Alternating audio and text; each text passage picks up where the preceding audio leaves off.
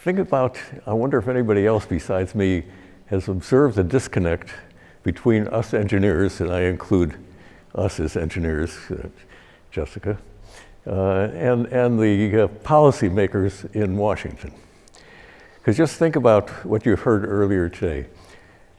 The people in the first session never answered their question 10 times or 100 times for MIMO.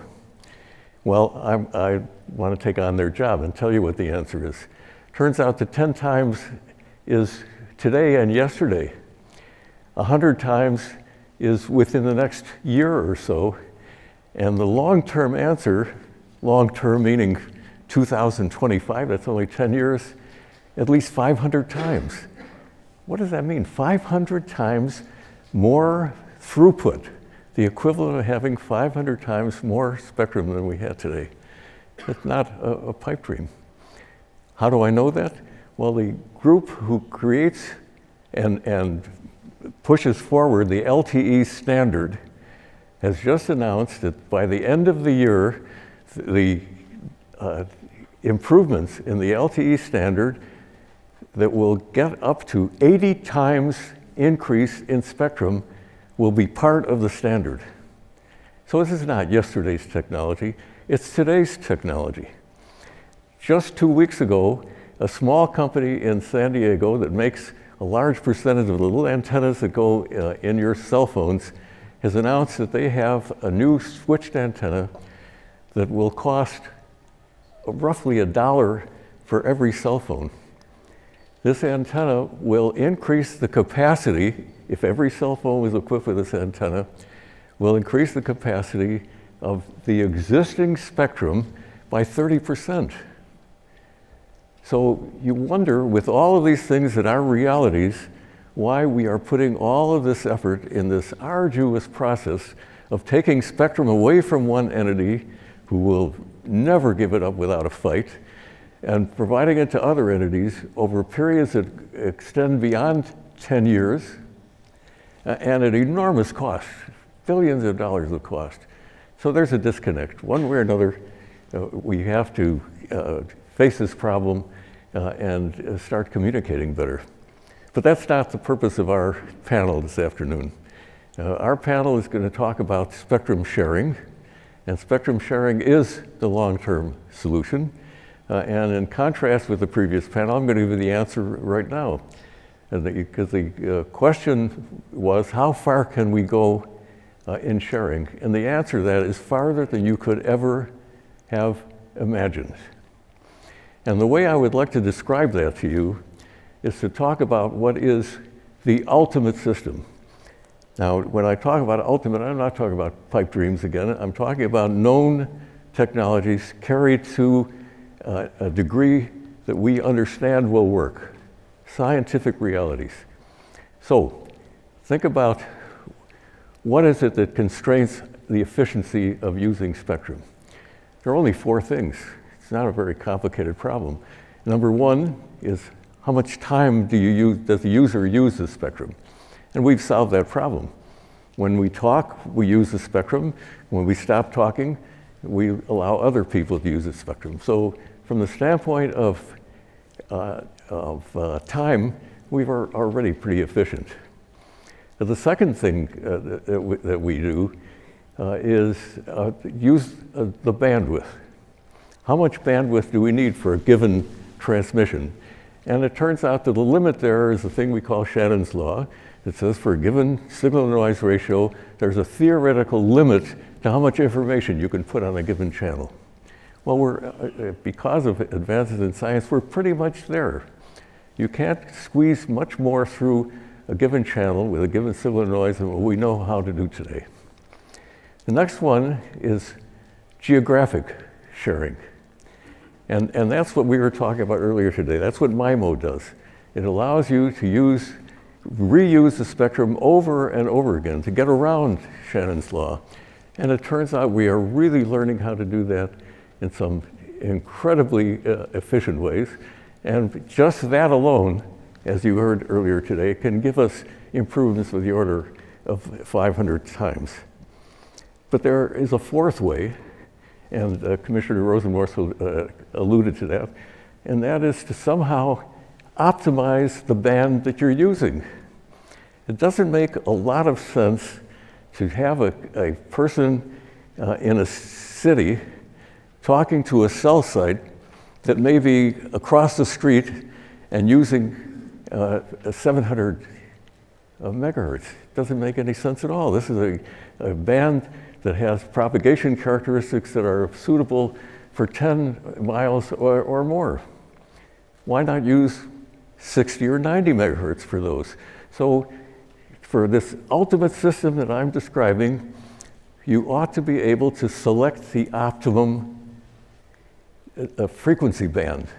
If you do all four of those things, I hesitate to tell you what my calculations are for the improvement in spectral efficiency, because I'm going to lose all credibility. But it is thousands of times improvement.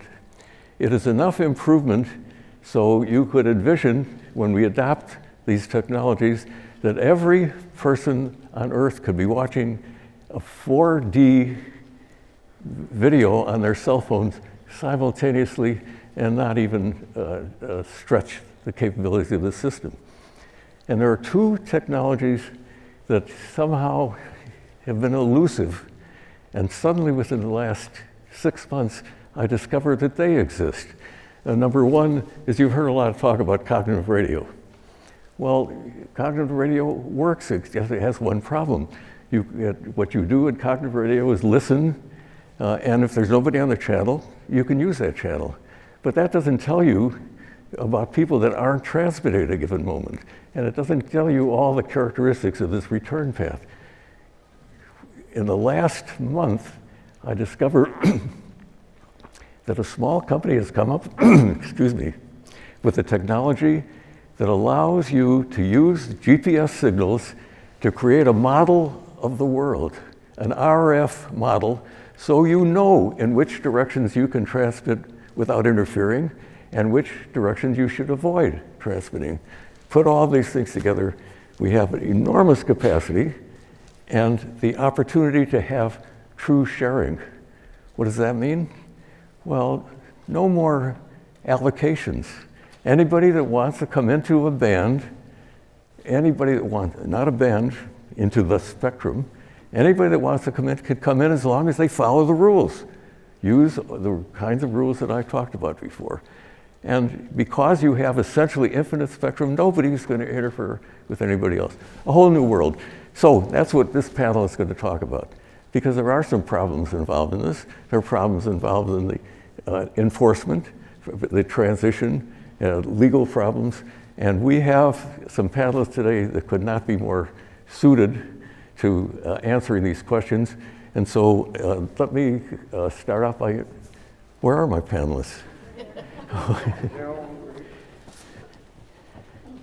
Well, let me tell you who they are as they come up here. The first speaker is going to be Dennis Roberson, who is Vice Provost of the Illinois Institute of Technology. He's also the founder and head of Robertson and Associates. And as his spare time, he's the, what's your official title on the FCC? He's the chairman of the FCC Technology Advisory Committee.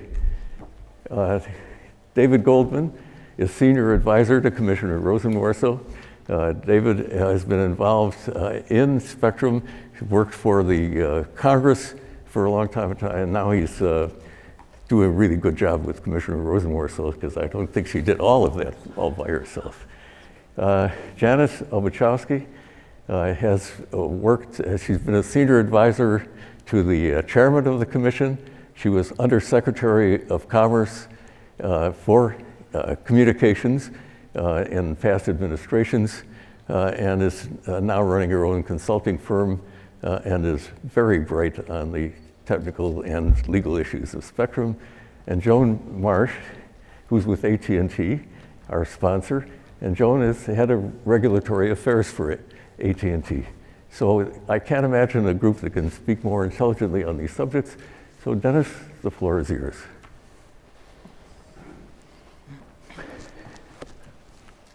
Good morning. It's great to be with you. I'm going to go through a couple of PowerPoints, and given the two talks that you've just heard, many of the points have already been made, but I'll use a couple of PowerPoints that give some pictures that go behind it. And given the earlier challenges with the clicker, I think I'll take the coward's way out and have you just advance them for me if you would. The first slide is the one that you're all very familiar with that says, all of the spectrum is allocated.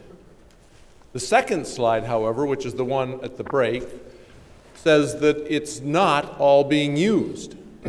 The one at the break was a real time. This is just a snapshot. But as you can see, there are many areas of the spectrum that are, in fact, in the city of Chicago, a very significant urban center, are not being used.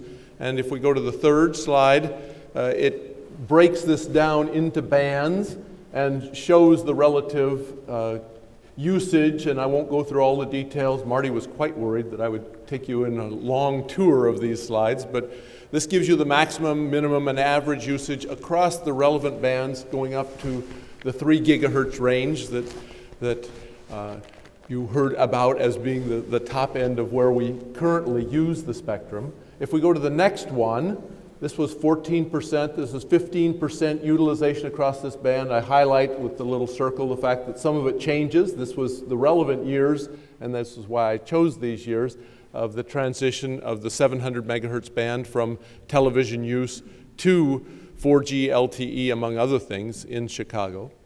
Next slide talks about sharing. We've already heard a lot about sharing, and people tend to talk about sharing as though it were something new. And in fact, there's nothing new about sharing. We've been sharing spectrum since the days of Marconi, once he set up the second system and found that there was interference. So we've been doing frequency sharing, later time-based sharing, spatial sharing, the location of sets, temporal spatial sharing, and MIMO clearly fits into this area as well. But there's lots of sharing going on from historic standpoint to the current. Next slide. There are lots of opportunities for the future. Right now, huge focus on database focus sharing, using our computational resources. Not quite yet going to the point of mapping the entire planet, as Marty has suggested, but that's out there. The ability to use that and combine it with or use sensor-based, beacon-based capabilities, mix and match to give you this characteristic. The transmission polarization, signal nulling that is, again, part of MIMO, but it goes beyond that as well so that you can use a single channel in both directions. But sharing both has been, is today, the way to go in terms of taking advantage of that first chart. Next slide. The key to this is what you've already heard. If we share, as we teach our kindergartners, the toys that are out there, the limited supply of spectrum, we really are in the place where, to quote the PCAST report, I was part of this, we move the whole notion of spectrum from an area of scarcity to abundance, and that's what Marty shared with us. And with that, I'm done. Well, thank you, Dennis. So there you have it. How is it that we have, over the past 100 years, improved our spectral efficiency by doubling it every 2.5 years, so that in the first 50 years, we got 1 million times better spectral efficiency, and we did it again in the next 50 years. And the reason we can do it again in the next 50 years, as Dennis has just pointed out, is we're just so rotten and lousy at it today. We are doing a terrible job at spectral efficiency compared to what can be done. So our next speaker is David Goldman, who I've already introduced before, so I don't have to say anything more. Well, first I just want to say thank you. Marty Cooper asking me to speak about spectrum is really kind of like one of the honors of my career, so I really do appreciate it. It's always nice when people who actually make things for a living want to talk to people who just talk about people who make things for a living. So I feel a little validated. And I guess just my last disclaimer is normally as I work for Commissioner Rosenworcel, who you heard from earlier. Normally when I'm asked to speak publicly, I'm kind of speaking on her behalf. And she hasn't said much about Spectrum 2025 yet, so I get to speak for myself a little bit here. I guess the disclaimer is, anything I say you think is smart, I got from her. The rest of it is my own. And I'll be as the person on the panel who kind of works at the FCC, I thought I would take kind of an FCC perspective. And I'll start out by kind of going exactly the opposite of what Marty asked for, of looking 10 years ahead. I'm actually going to start 100 years back and start with when the Titanic hit the iceberg. And as it was going down, they went and used their Marconi radio and called for help. And that spurred a panic because the signal was picked up by a number of different Marconi radio stations along the coasts, and the information got garbled. Everyone immediately turned on their radios, tried to get as much information as they could. They were overpowering each other. There was miscommunications. It was a disaster. But that said, they do attribute there were 700 lives saved from the Titanic. They say that the Marconi radio was what saved those 700 lives. That said, that act, what happened there is what really spurred Congress to pass the Radio Act of 1912. And what the Radio Act did was the first time that the government pretty much claimed ownership over the spectrum and assigned wavelengths to particular users for particular uses. They put priorities for during maritime disasters, which makes sense. They started, for the first time, assigning which wavelengths you could be used for commercial purposes versus federal purposes. And I say wavelengths as opposed to frequencies because at the time they actually assigned it by wavelength, so it was a different system. But so the point being, this wasn't a total digression. The point being, the initial idea behind allocating spectrum was not based off of a scarcity problem. It was based off of priorities and usage, and basically they needed some central planning. What the Titanic disaster showed them was that there needed to be some sort of central organization. And the Radio Act of 1912 eventually is what evolved into the Communications Act, which created the FCC, and the FCC took on that role. So I think as we look ahead and we look at this future of efficiency with much higher use of the spectrum, I think that there still will continue to be a role for the FCC in allocation, even in that world. I think of it, if you translate it to the real estate analogy, you can have a town that's a small town that no one's complaining that they don't have enough land, but it still is not a bad idea to have zoning. You still don't necessarily want to have schools next to the pub. And I think that there still is some use for the FCC to do some sort of central planning, some sort of zoning of the spectrum to make sure that the correct uses are all next to each other. If in real estate good fences make good neighbors, I think good interference rules, for example, make good spectral neighbors, and figuring out how to get that done. But now, as we talk about kind of the frequency hopping ideas that Dennis was talking about, we start thinking about, that's where the real estate analogy kind of breaks down, unless we all kind of rotate houses depending on who's there, but that starts being confusing to me.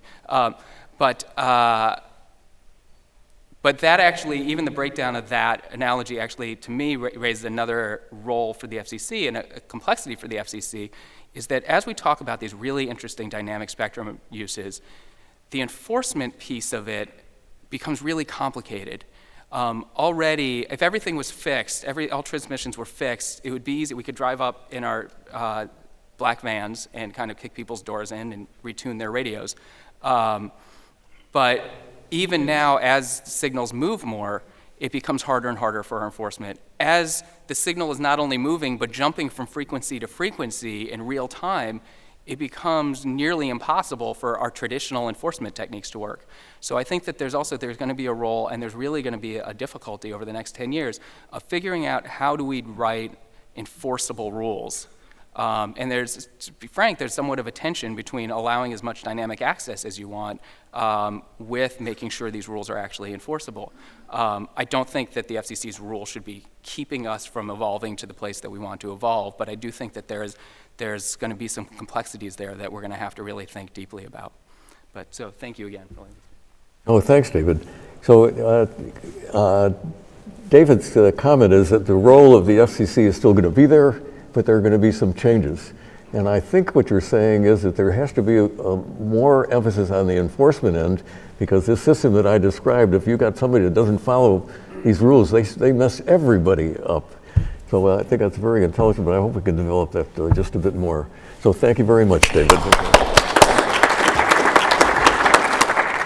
Janice, you're up. Okay. I brought 9 slides, but don't worry about that. I don't intend to use the 9 slides. And I'll use the same hand motion, I guess, when we move on. Answering the specific question, future of sharing? Sharing is absolutely inevitable. As has been pointed out, it happens a lot more than we probably are sometimes aware of today. But when you look at the growth of mobile usage, 100 times, 1,000 times, even more, it's inevitable. There's a bit of a fiction out there that there's somewhere some fallow spectrum or some radically underutilized spectrum. Well, you know, in fact, in the prime bands, there's always somebody that gets displaced, sometimes for the good. But in any event, in this new world that we're going to envision, there's going to be absolutely no alternative to share. And I think one of the great developments in the dialogue over the last 5 years has been that realization. So the fully realized future, moving to the next slide, is as has been presented. You know, far be it for me, a former antitrust lawyer, to sit here in the company of some of the giants of technology and recast what they've said, but I would wholly subscribe to the vision. Marty articulated the technologies that are going to make it happen. The preceding panel gave us a graduate course in that.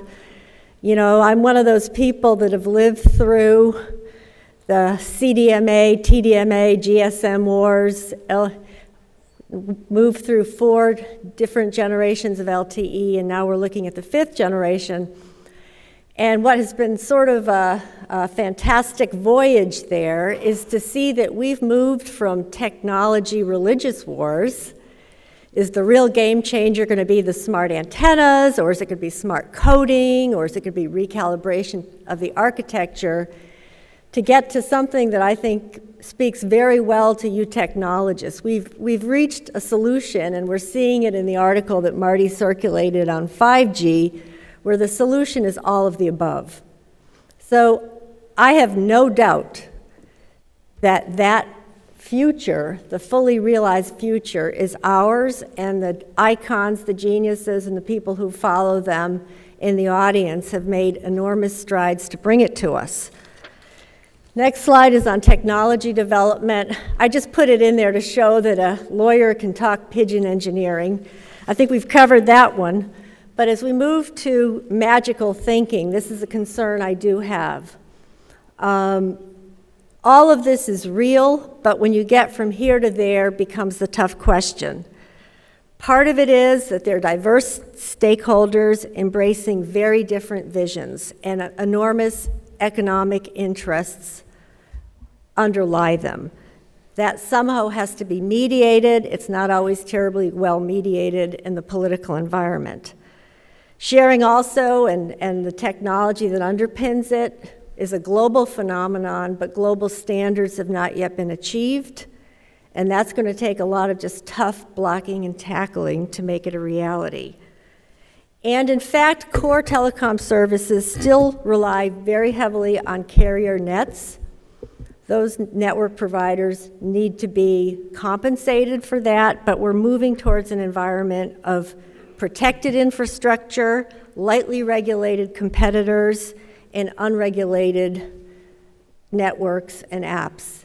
And in that environment, there are many different economic interests. So we may reach technology nirvana before we get these interests well understood and achieve the same kind of consensus that 5G has achieved in the regulatory environment. We're far from it. Moving to the next slide on regulatory experimentation, you see a lot of steps towards this new world of sharing and this new world of abundance, but I wouldn't say we've gotten as far as the technology is. And in fact, I think David has already spoken to this. We have 21st century technology, and at best, we have 1970s enforcement. The FCC, to be honest, has pathetic ability to do testing. The budgets are very, very scarce. We have to rely on good-hearted people like Dennis and his entity to really go out there and measure what's going on in the reality of our streets. The FCC does its best. Their tools are limited, and when there's a problem, we assume good faith. Well, every one of the speakers talking about the fully realized future said the assumption is good faith. I think we can say that's generally the case, but I do worry. I worry, first off, about the cyber threat. When you talk about these enormously complex databases and exchanges of information, how are we going to protect that information? Because just as people can jam, people can break into any kind of database, how are we going to protect that database? I look at that as a recipe to bring the West to its knees. I actually am one of those people that insists on having an electronic, a physical key to my car, so when all else fails, I can get out and leave. Because I don't think that threat has been realized. I think it's so important that people almost look away because it's not an easy solution set. And then on the enforcement that's not quite so, oriented towards the utter fear factor, you do have problems that can be real competitive ones. And I wanted to highlight one that came up in the 5G environment where, first off, there was a attempt at sharing between federal and commercial.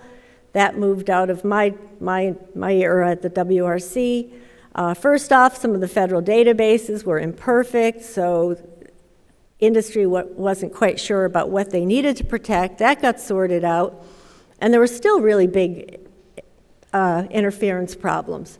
Well, it turned out, and Cisco's put this in the record, there was a Motorola equipment that could be tampered with that was operating out of band. Well, it took the FCC a year. They froze the bands. They stopped, this isn't working, we have interference with the federal systems. By the time they sorted it all out, a year had elapsed. And guess what? Cisco lost its lead to market. They were mightily unhappy. They put this in the record, et cetera, et cetera. It's kind of a simple example, but that's the kind of reality that has to be ironed out in the enforcement environment. You can't freeze bans for years while you sort out the enforcement issues, but we don't have the technology, we don't have the answers, we can't have people running into federal court every time they feel aggrieved. So I've kind of covered those points of security, monitoring, and enforcement. Enforcement, yet again, is a tough call. When you have federal, commercial interference, we're involved, Dennis and I, in the CSMAC. You actually get down to the constitutional business. Where do you go to stop the federal government from interfering? And vice versa, what can the federal government do, or what should it do, to control commercial interference with itself? Right now, that's all negotiated in good faith, behind closed doors, not really behind closed doors, but the IRAC and OET. Good people achieve good problems, good solutions. But in the new world of sharing, massive sharing, it's not at all clear how we're going to resolve those things in real time to the benefit of society. And then you get, since I've got the floor, more spectrum for what? Here I'm speaking, I guess, addressing all you icons of technology to think in the world, think as all the great icons did, including the one whose statue's out front, Albert Einstein. Let's bring a moral component to this powerful, powerful tool that we're unleashing. And I'm speaking as an old mom of kids that have just walked through teenage. For all the enormous benefits of this technology, do I really believe my son is using it for healthcare apps?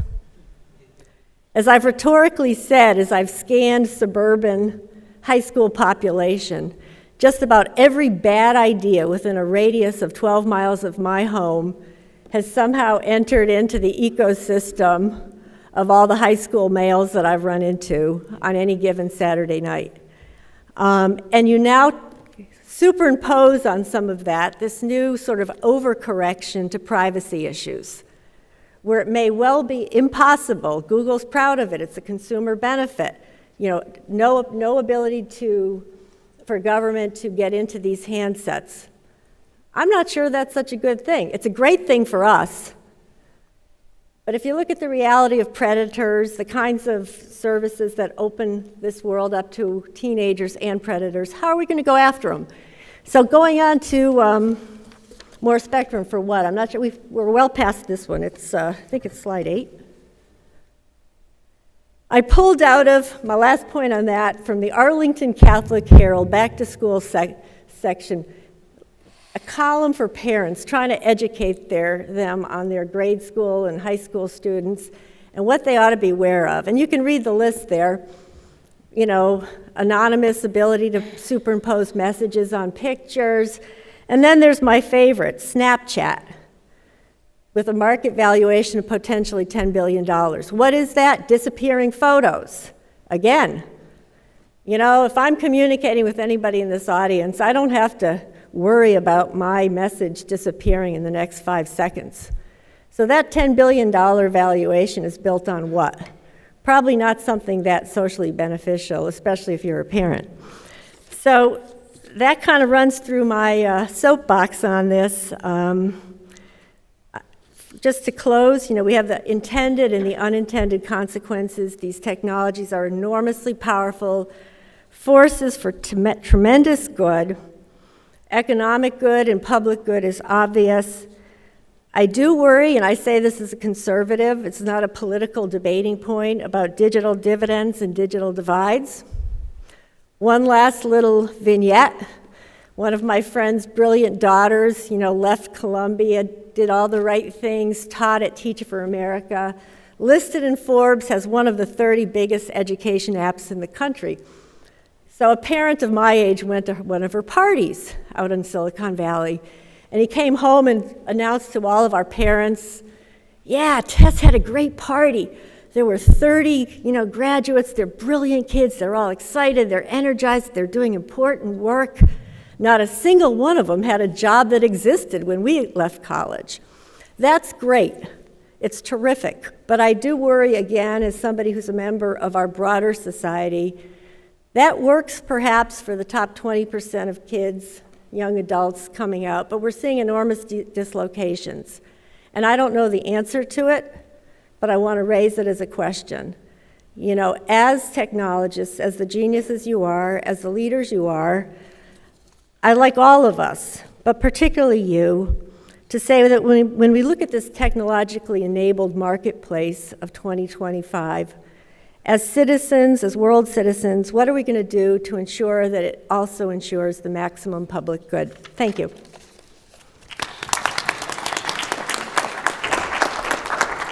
Well, thank you, Janice. Very interesting comments. Janice is suggesting, first of all, that sharing is for everybody, but everybody thinks that other people's spectrum should be shared, but not their own. Also, there's the issue of unintended consequences. Technology always is more advanced than the social issues. And those social and regulatory issues are the ones that always get left behind and are the ones that are the hardest to solve. And the third comment you made that I was especially resonant with is the use of the magic words. Because I've been listening to the spectral efficiency story for how many years now? And first, ultra-wideband was going to solve all our problems, and then software-defined radio were going to solve all our problems, then cognitive radio was going to do it all. And it turns out that there is no magic answer. It's a combination of everything in the right regulatory environment. So now we've had a technology viewpoint, a FCC viewpoint, a policy viewpoint. We're going to get the carrier viewpoint. Joan, your turn. Thank you, Marty. I appreciate the invitation, and AT&T appreciates the opportunity to support this type of scientific dialogue. We agree with Commissioner Rosenworcel. Policy must be informed by the academics and by the scientists that are creating the technologies that fuel our industry. Looking into the future is certainly fascinating, but it's our experience it's very difficult to get it right. It seems the wireless industry constantly underestimates what the future will bring. And that's certainly the case for wireless network usage and the transformative powers of mobile broadband. I need to open today with two disclaimers. The first is from my legal department. John Leibowitz will appreciate this. We are in the quiet period for the FCC Spectrum Auction 97. During that period, applicants are required to avoid discussions of bids, bidding strategy, and post-auction market structure. So I will be avoiding these topics today. My second disclaimer is I'm not an engineer, but I'm smart enough to know that I should not be getting into a battle of engineering wits with the father of the modern-day cell phone. But I think Marty would be just a little bit disappointed if I didn't push back some on the construct that he has created and asked us to respond to here today. There is no doubt that LTE and LTE advanced technologies are going to drive enormous efficiencies and greater capacity into wireless networks. This is driven by multiple factors, many at play today. Carriers are already building much denser networks, relying on small cell and DAS vertical builds. In fact, AT&T this year will spend $21 billion building wireless network infrastructure in this country. That is among the highest investments in U.S. infrastructure by any company in any industry. LTE advanced technologies will also take enormous advantage of denser networks through enhanced load balancing and interference management techniques. And we will also leverage carrier aggregation, which is the capability to take non-contiguous blocks of spectrum and aggregate them together, as well as the new antenna configurations that are coming to the fore, which were explored in detail on the last panel. While these approaches will all drive significant new capacity into wireless networks, particularly in areas of very high congestion, they also have their limits. Network densification requires a location-by-location approach and significant CapEx commitments. And there are limits to how much carriers, at least currently, can manage small cell interference in a small cell environment, although, again, the prior panel shows what incredible work is being done in that area. So it's in my opinion, as we look toward the construct that Marty created, the 10 times or 100 times capacity world, that we need to use every tool in the kit.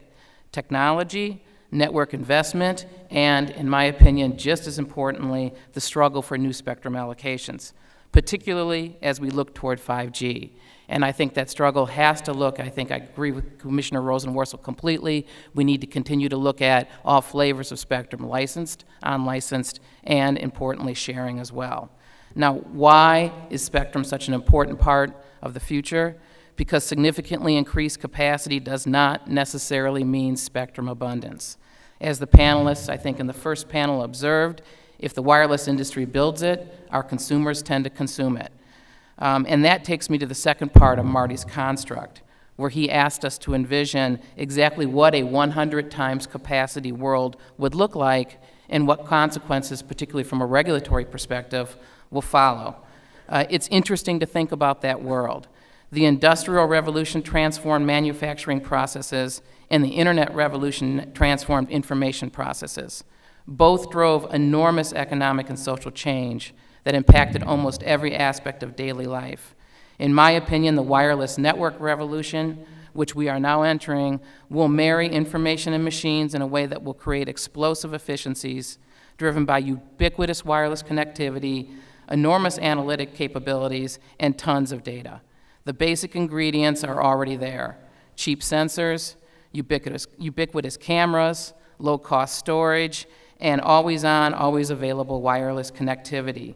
The result, an era of human-to-machine and machine-to-machine driven communications that will be predictive, reactive, self-aware, and fully transformative for the world in which we live. Now, what does this mean from a practical perspective? First, billions of devices connecting to our wireless networks. by some estimates up to 10 billion or 100 billion networking devices by 2020. That will drive seamless interaction with the world that will be fully integrated in our every waking hour, and probably even while we sleep.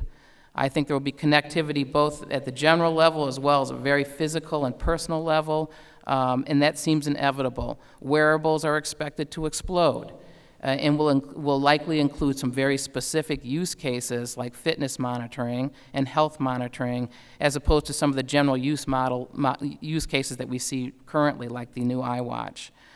We believe that in 2025, wireless broadband connectivity will be so immersive and interwoven into daily life that it will be largely invisible, much like electricity is today. We will take it for granted, and we will rely on it wholly. To support this revolution and the broadband interconnectivity that it will entail, we believe we need new spectrum allocations of all types. We support the FCC's current aggressive spectrum agenda, where they are looking at new allocations in 3.5 gigahertz, 5 gigahertz, and equally as importantly, they are looking currently at a new spectrum frontiers NOI to ask the question about what are the new bands that we will need to be able to incorporate into commercial wireless networks in the future, particularly as we lean toward 5G. What does this mean for the regulatory environment? I guess that depends a little bit on whether you believe 100 times capacity or more will drive spectrum abundance or not. The foundation for wireless networking today is very specific RF allocations, as Dennis's chart proved, coupled with a framework of largely exclusive licenses as well as some unlicensed use that attach to very specific rules on what a licensee can and cannot do within a specific band. When the desired uses are in conflict, which they often do, for example in LightSquared GPS model, the government must mediate and protect one use over the other. In a world of true capacity abundance, if we reach that, you would expect those disputes to become rare. On a theoretical level, network operators arguably may lose attachment to specific bands of spectrum on the theory that they will always be able to obtain replacement bands or allocations for low cost. But from a very practical perspective, operators will still strive for spectrum efficiency. The use of contiguous spectrum, I believe, will continue to be valued over the reliance on fragmented allocations. Broadband will continue to be important, and the preference for specific blocks, I believe, will remain, particularly to the extent legacy networking equipment. There are legacy networking equipment and devices that cannot easily be retuned or are designated to only to certain channels. I also believe that there will continue to be a need for licensed allocations, alongside expanded unlicensed allocations as well as shared allocations. Exclusive licensing creates contained and controllable environments in which operators can drive maximum efficiencies against minimum interference. That will always be important in the wireless world. But it is certainly possible that those exclusive licenses would be much more easily traded and available on the secondary market. I think Janice raised a number of important points about some of the political or the more public issues in terms of cybersecurity, privacy, and I think we can discuss a little bit more of those perhaps in Q&A. In close, I'm going to share with you an anecdote about spectrum sharing. Go back to 2008. The 700 megahertz auction had just closed, raising $19 billion for the U.S. Treasury. At the same time, the White Space Coalition was advocating fairly fiercely for the finalization of white space rules as well as a white space database, with the promise that white spaces could be used as the foundation for a new nationwide high-speed broadband network in as early as 2009. At the time, I remember reading on the internet a piece where the writer was pretty openly mocking AT&T and Verizon for wasting billions of dollars in the 700 megahertz auction, when in fact we could have just relied on the white space licenses to obtain spectrum for free. Fast forward to 2014. Those 700 megahertz licenses are the foundation for this country's leadership in LTE subscribership today. Without those, AT&T would not have had clear bands in which to lean forward and deploy the LTE technologies that we're all relying on with our devices now. So the bottom line, as we continue to grapple with the future of the wireless industry, we believe, again, we need to look at it all. We need to continue to strive for more licensed allocations. We need to continue to perfect access to unlicensed uses and explore new technologies. And finally, we need to continue to grapple with the difficult sharing environment to see if we can drive efficiencies there as well. Thank you very much.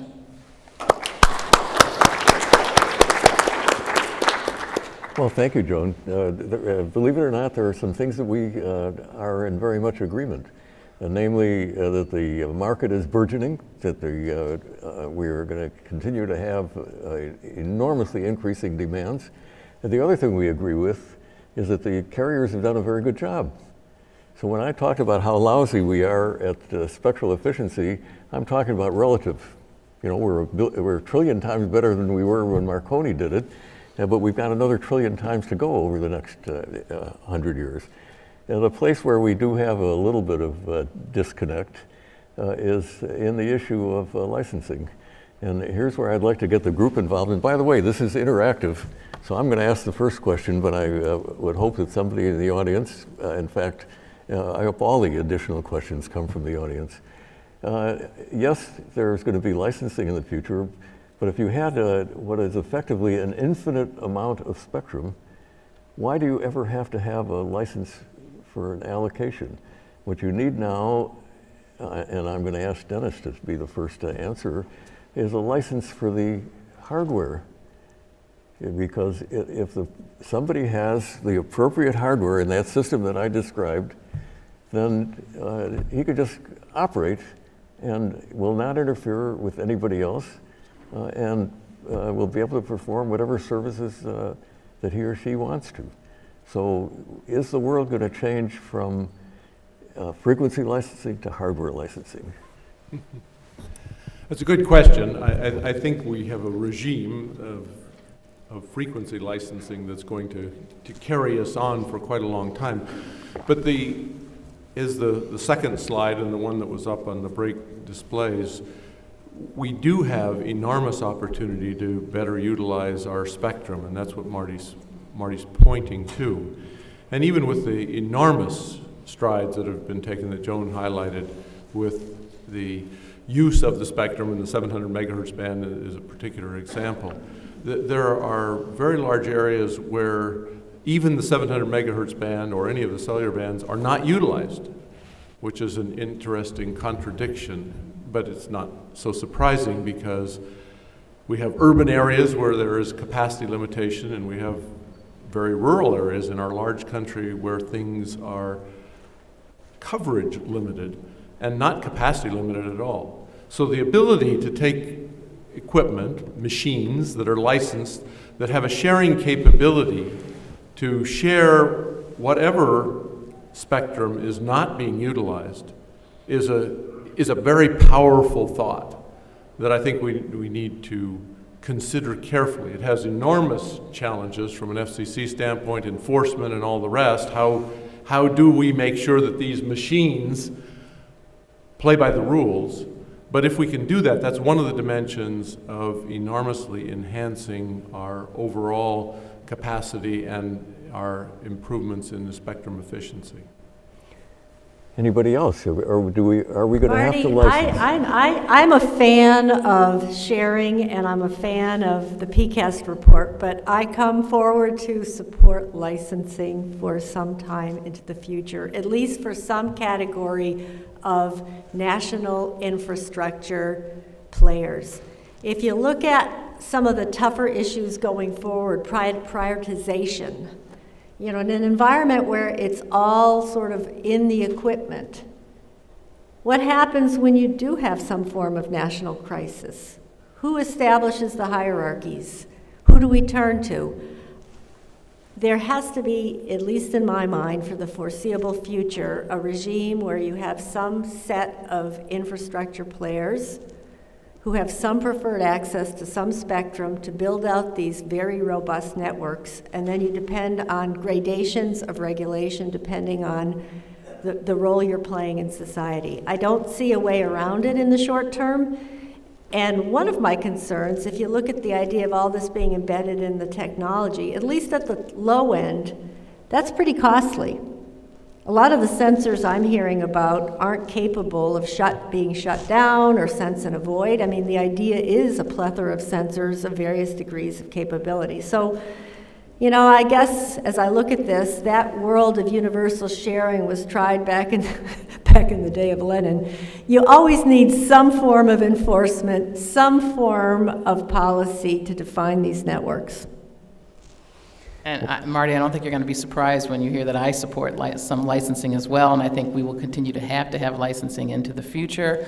Again, licensed spectrum gives a carrier the opportunity to drive enormous efficiency into the use of the spectrum, gives the carrier the opportunity to put together very wideband spectrum, which will continue to have value, gives the carrier the opportunity to put together geographically contiguous spectrum from market to market, which will simplify device design, I think, even into the future.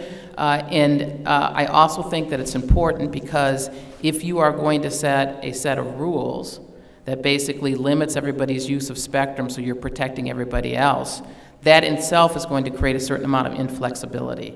And so I think as long as the spectrum is licensed, you have an opportunity to know who your neighbor is, your spectral neighbor is, and what they are doing. And in some ways, I think understanding that environment gives carriers greater flexibility to pursue different types of technology and deployments than would be setting sort of a common set of rules and requiring everybody to live by that.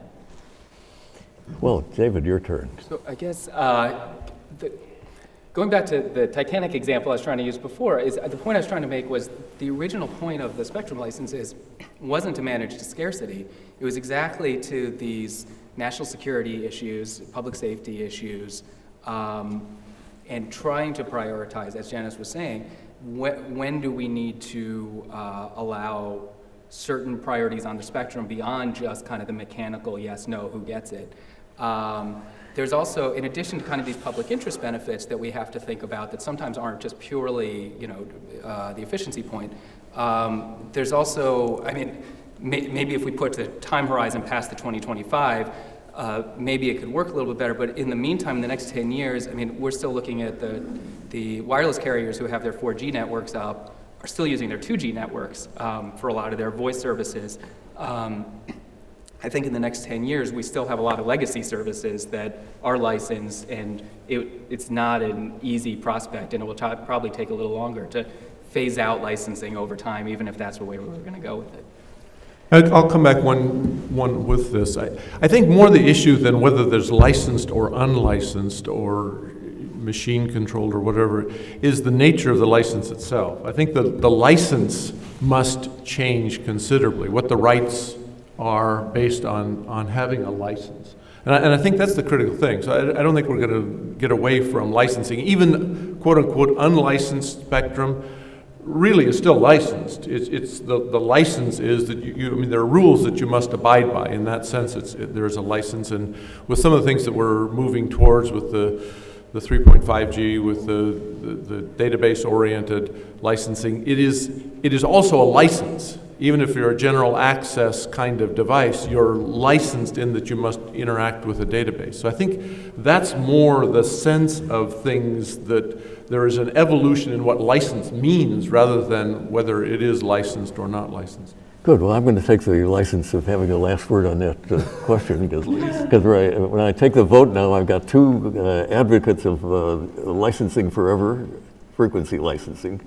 And excuse me, Janice, for stretching you out.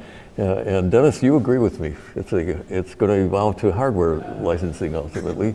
And David, you kind of took a middle ground. So I just want to suggest that our licensing scheme today is based upon scarcity. If somebody didn't believe that there was a scarcity of spectrum, there wouldn't be licensing. We would have competition making the decisions. And if the government wanted a robust network for emergencies, they would build one because there would be lots of capacity. So my final comment on that issue, there's never been a scarcity of spectrum. I mean, take a look at what AT&T do. You're knocking yourselves out trying to get people to use more of your existing spectrum.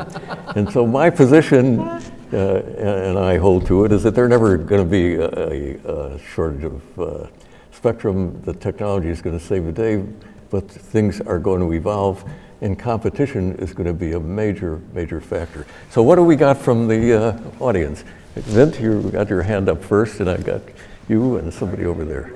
Yeah. So I'm Vince Cerf from Google. One thing I'd like to emphasize is Dennis's point that licensing is simply a set of rules. For a long time, the way we dealt with spectrum was to dedicate it, and I think a lot of this discussion is about not dedicating spectrum to one use, but rather finding rules that will allow that spectrum to be shared.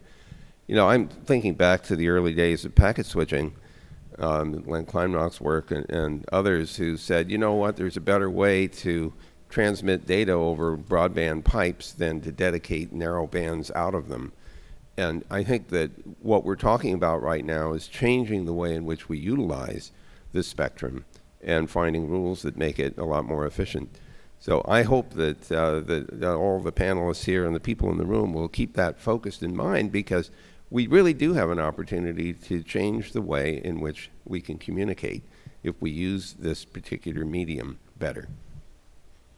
Anybody want to comment on Vince's thing? Yeah, I'll comment a little bit. I certainly agree that looking back on a lot of the ways spectrum was allocated and defined, it was far too inflexible.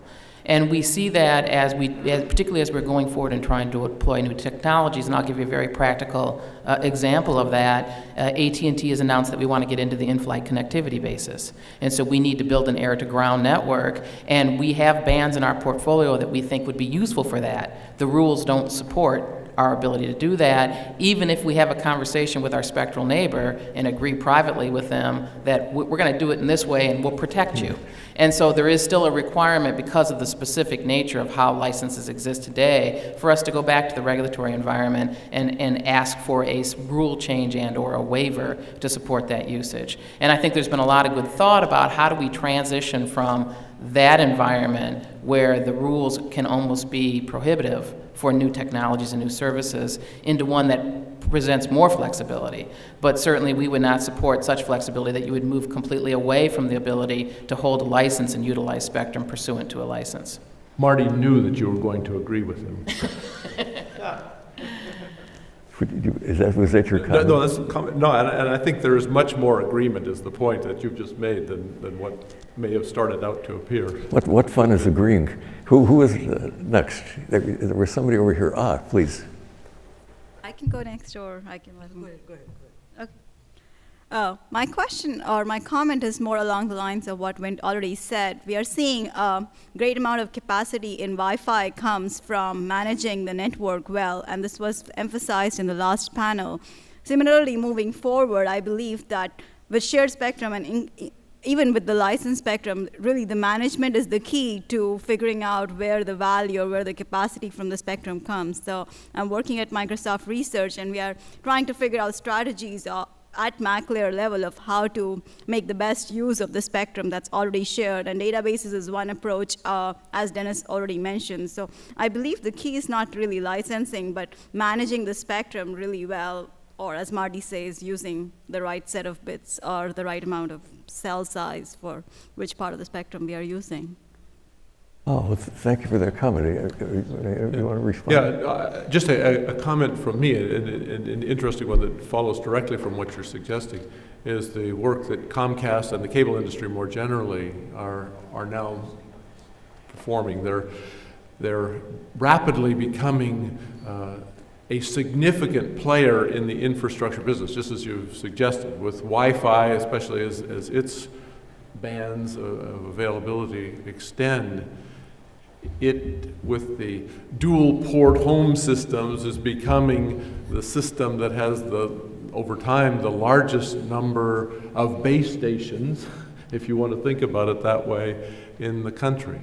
And it's an interesting one where, again, it's adding this management side that you just pointed to into the unlicensed world and making what has already become an integral part of our commercial network even more integrated into the infrastructure that we all depend on. Yeah, I like to call it software-defined access networks, if you will, for people who are fans of software-defined networks. Thank you. Well, I'm going to have another comment about Wi-Fi, but we ought to let somebody else ask a question. Hi, good morning. Daniel Devasirvada from the Idaho National Laboratory. I wanted to probably be the lone person to express some sympathy for Mr. Goldman. Thank you. I was feeling I needed some, so.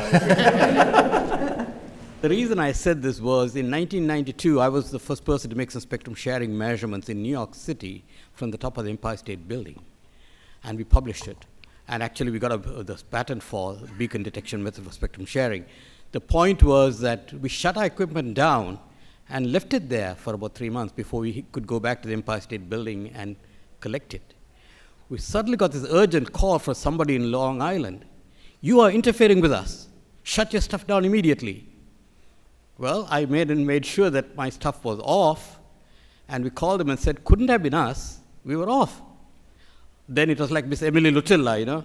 Oh, never mind, and that was the end of that. So my concern is, not only are you going to be chasing real cases of interference and trying to enforce things, you're going to be chasing the chimera of imagined interference, and people saying, oh, it's got to be that guy because he was the last guy who was going to do something unusual there. I'm not sure how you're going to resolve that. I'd like your thoughts on that and how that could temper some of this optimism that I'm hearing from everyone else. No, I think that it's going back to, I'm just someone who talks about making things. I don't know the answer. I think it's really a hard problem, and because the public policy tension there is we don't want our rules to inhibit the development of new technologies, and if dynamic access and jumping around from frequency to frequency is the way to maximize efficiency, our rules should encourage that.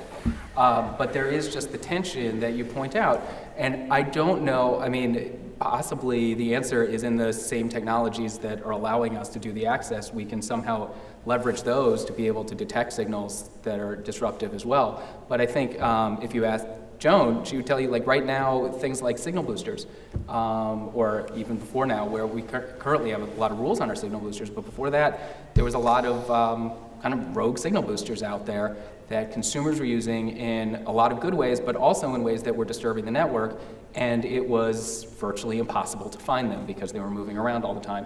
So if you add to that they may not even stay on the same signal all the time, it just makes it a lot more complicated. And I wish I knew the answer to that. I just think it's something that we should be baking into the thinking about this early on rather than let everything develop and then hopefully later on be able to figure out how to solve that problem.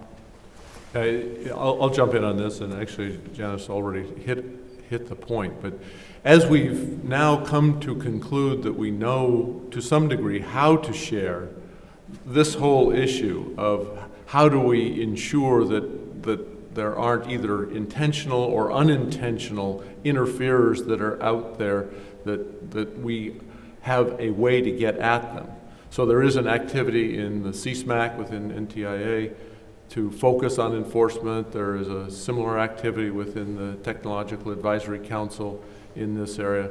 But I think it is a huge area for focus. And in fact, at this point, having spent some fair amount of time with the Enforcement Bureau inside the FCC, it's a daunting challenge for that group, and under the pressure of reduced federal funding and all of the rest, it's a daunting challenge where even providing the resources to attack the challenge is very, very difficult. So this is one that, write your congressman, more money for enforcement. But I don't think it's an entirely enforcement problem. I think it's a question of imagined interference, where somebody accuses somebody of interfering, and then what do you do? No. It's part of the same problem. Both the issue of detecting real interference and separating it from interference that is coming from a completely different source or doesn't exist at all. That whole issue is all part of the same package. You know, we've reached the, excuse me for interrupting the test, we've reached the end of our time, but we've got two people standing at the microphone, so if we have two concise questions, let's I was going to defer to my senior colleague for the you first. Go ahead, ladies first. Okay. Andrea Goldsmith from Stanford, and I think there's a bit of a contradiction. Joan made the argument that cellular systems need license band in order to justify building out a network and offering a quality of service type service. And I think that's true, and that would perhaps argue for more spectrum for cellular systems. But then the cellular operators are also looking to move into the unlicensed band, where sharing is in its infancy. We really have very poor technology to do sharing, and we're not taking advantage of a lot of technologies out there. But even if we could, for example, the white space radios are very complex radios to get pretty poor performance because there's nothing guaranteed. So my question is, should the carriers be arguing for more licensed spectrum? And if so, why do they want to move into the unlicensed band, which is already a challenge in terms of sharing because there isn't a centralized control? So the answer is all of the above. And I think what bands you rely on and how you deploy them in a network is dependent on what you're trying to accomplish. So without a doubt, we rely on unlicensed allocations today. I think it was been discussed by multiple panelists. Wi-Fi backhaul is a huge component of how we manage our network, and as Commissioner Rosenworcel pointed out, how we maximize the utility of our licensed bands, because we can backhaul onto Wi-Fi. But Wi-Fi is not the answer for everything. They tend to be local area networks. They can be congested and crowded. We have no control over quality of service in most Wi-Fi installations. So the licensed spectrum on our macro networks continues also to be a very, very essential part of our network, and we believe it will continue to do so going forward. So I go back to, we have to look at it all, and sharing is going to become, I think, also very important moving forward, just because there are not clear allocations that can be licensed to the wireless industry. Most of the allocations that are out there that the FCC is looking at for future licensing has incumbents that probably won't move quickly or at all. And so I think we need to continue to perfect sharing while we continue to look for licensed allocations and while we continue to try to foster new unlicensed allocations. Anybody else want to respond? Paul, you have the honor of the last question. I had a question referring to Commissioner Jessica Rosenworcel's talk. She made 5 points. The very first one was about the technology competition. I was wondering whether somebody in the panel can talk a little bit about that. I would address it. Conceptually, it makes a fair amount of sense. I'm not so sure it's going to work out that well in practice. We did that, again, if you've been around as long as I have, we've tried a lot of different things. We did that, I think, in the early Clinton era, where we did the pioneer's preference. And what you find is that you have enormous, it becomes intensely political. A lot of people made a lot of different cases. 3 different people got licenses, not entirely clear that they really were the pioneers. And in the case of something such as this, the race to the top, I guess I would suspect that given the march of technology, the winners would be a team or multiple teams. So I like the idea conceptually. I'm not really sure how it would work in practice, but certainly the spirit behind that idea, which is to promote forward thinking, is outstanding. Thanks. Yeah, I would agree with that. I think the notion is a terrific notion. The challenge, the logistical challenges, the legal challenges, and all the rest are very daunting. Putting together the panel, perhaps we could use the fellows, the Marconi Society fellows, to be the panel, but even at that, the way of addressing this and determining who would be the winner is very, very challenging. And then for my friends in the FCC, trying to figure out which 10 megahertz and how that would be allocated, and then what do you do with 10 megahertz when you have 10 megahertz. I think about my graduate students and them winning the prize, and then what would they do with it. There are many quite daunting challenges associated with it. But conceptually, if you get away from the details, the logistical details, conceptually the idea of pushing this area, which is so important to us, is terrific. So I guess I have to put my Commissioner Rosenworcel hat back on for that one. And so I guess my first thing is, you guys are no fun. So I think that's the real answer here. Yeah, let's think about how to do it. Instead of thinking about why it doesn't work, let's think about how to make it work. And I think one thing, you could have a panel. Another way you could approach it that actually might be helpful in a lot of different ways is start with the prerequisite that we start figuring out a metric for efficiency. And I know a lot of people have thought about it. I know that it's not an easy thing to do. But if we do start focusing on trying to come up with how do we measure efficiency, we can not only use that for the prize, but we can also start thinking about how do you build it into things like licenses going forward to encourage, so that way the FCC can help encourage efficiency going forward. I know the market has a lot of reasons to push efficiency on its own, but I think the FCC also can have a role in helping to encourage that. But honestly, I think this was Marty that he should be speaking to this, I think, more than anything. Why do I have the feeling that we were just getting this argument started and we could go on for at least another hour? But I'm going to take my license again as speaker, just to leave you with a thought. This system that I talked about that has infinite capacity, it's a little bit of a stretch, but I was serious. But think about what would happen if you took today's Wi-Fi as it exists now, but then upgraded by 100 times using the technologies that we talked about it earlier. And then have somebody come along and integrate all of these Wi-Fi units, which is being done in a lot of places now. You could end up with a wide area coverage system that might compete with AT&T, but cover with a different kind of service. And so what I'm suggesting is that we are a lot closer to an unlicensed model that permits wide area coverage than you might think. And my final comment is there's never been a scarcity of spectrum, and there never will be. Thank you very much to this panel. What a wonderful group this was. And it's time for lunch.